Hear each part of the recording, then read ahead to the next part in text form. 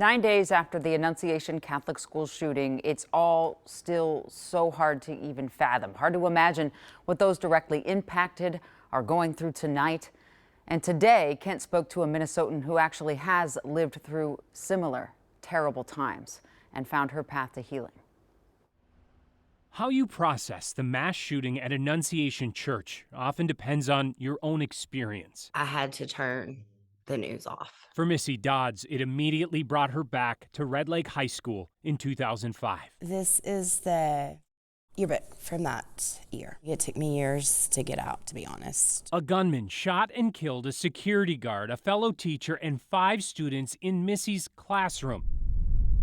And just months after talking to us on the 20th anniversary of that mass shooting, she found herself processing another Minnesota tragedy. It does take you back to that day. It does take you back to that moment, and your heart just breaks. I actually, to be completely honest, was in therapy when I heard. And so we were able to extend the session for an extra hour to help me process. Missy shares that detail in hopes it offers perspective to victims in Minneapolis who are just beginning to process. Looking back over the last 20 years, the main thing that I would want the Annunciation community to know is you have as long as you need to heal. Those parents, those kids, the teachers, I think a lot of times we forget about the teachers. They're on a journey that they didn't ask to be on, and it is a journey. It took me 10 years to move from what I would consider a victim of a school shooting to a survivor of a school shooting and finding my voice. And she says her survival story led her to safe and sound schools. We are a national school safety nonprofit. Michelle Gay founded the group after losing her daughter Joey in the school shooting at Sandy Hook Elementary. Another mom and I had a lot of conversations. Our girls loved school, so we chose to make their legacy about protecting this sacred place and our most precious people. Crossing pathway with Michelle Gay, I call her a gift from God. Missy says Michelle not only gave her a platform to help others, but helped her overcome her own fears when her children entered school in Bemidji. We've really made it in Bemidji a community effort. And I think that was one of the main things that I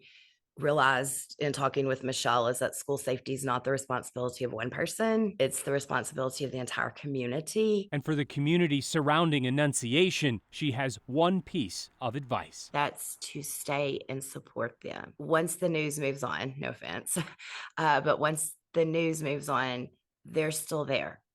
They still have all of these emotions, whether it's anger, sadness, grief, and they need us. They just need you to be there, to sit with them, to let them know that they're not forgotten. I think that's something we struggled with at Red Lake, was feeling like we were forgotten. I don't want this community to feel that way. They're not forgotten, and they need to see that.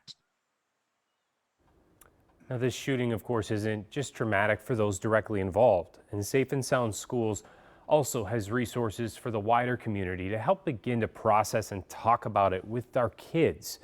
We have more information on care11.com if you're interested. Jana. Yeah, those talks are coming if we haven't had it yet. Thanks so much, Kent. Yeah. Appreciate it.